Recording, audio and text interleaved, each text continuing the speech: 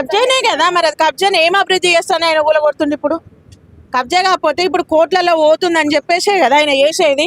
ఏం అభివృద్ధి చేస్తాడు, ఆడ ఏం మొరగ పెడతారు. హైదరాబాద్ వస్తే హైదరాబాద్లో వానలు పడితే మోరీలు మొత్తం నిండిపోతుంది, అది చేయొచ్చు కదా. డబల్ బెడ్రూమ్లు ఇప్పటి వరకు ఆయన కట్టించింది, ఈయన ఇయ్యలేదు. మరి దాని గురించి ఆలోచించవచ్చు కదా.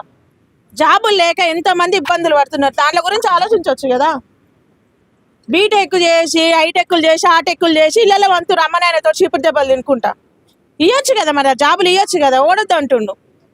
చర్చిలు ఊలగొట్టనీకే, మసీదులు ఊలగొట్టనీకే, గుళ్ళు ఊలగొట్టనీకే, చచ్చిపోయిన వాళ్ళ కాడికి ఓనికే, దీనికి తప్ప ఇదా రాజు అనేది. ఎన్ని పోలేదు, మసీదులు కూలగొట్టలేదా, చర్చిలు కూలగొట్టలేదా, అన్ని చేస్తున్నారు కదా. ఇదేం పరిపాలన, రాజకీయం కాదు, రౌడిజం లాగా ఉంది ఇది. అరే 2 సంవత్సరాల నుంచి అంతకుముందుకు హైడ్రా అని చెప్పేసి చెరువు పక్కలు ఉన్నాయి మొత్తం కూలగొట్టిండు, అట్లా తిట్టించుకోండు. అరే కొంపలు కూలగొట్టడం ఏడ నేర్చుకున్నావు అయ్యా ఇది. అసలు నీది నాది ఒకటే ఊరని చెప్పుకొని కూడా సిగ్గు అనిపిస్తుంది. కొంపలు కూలగొట్టడం ఏంది, అంత తప్ప ఏం చేశారు, అంత పాపం ఏం చేశారు వాళ్ళు. అంటే నీ కోట్లు వేయడమా, ఇల్లు కట్టి నీ కాలు గడి నెత్తన పోసుకుంటారు. ఇంకా 10 ఏళ్ళు కాదు, ఇంకా 50 ఏళ్ళ దాకా పరిపాలించేటట్టు ఉండాలి. ఎంఆర్ ఆఫీసులకు ఒక్కడైనా సిన్సియర్గా చేస్తున్నా, గవర్నమెంట్ టీచర్లు ఒకరన్నా నిజాయితీ చేస్తారు. ఎందుకంటే వాళ్ళకి రావట్లేదు. రియల్ ఎస్టేట్ అభివృద్ధి అట్లాంటివి రావు.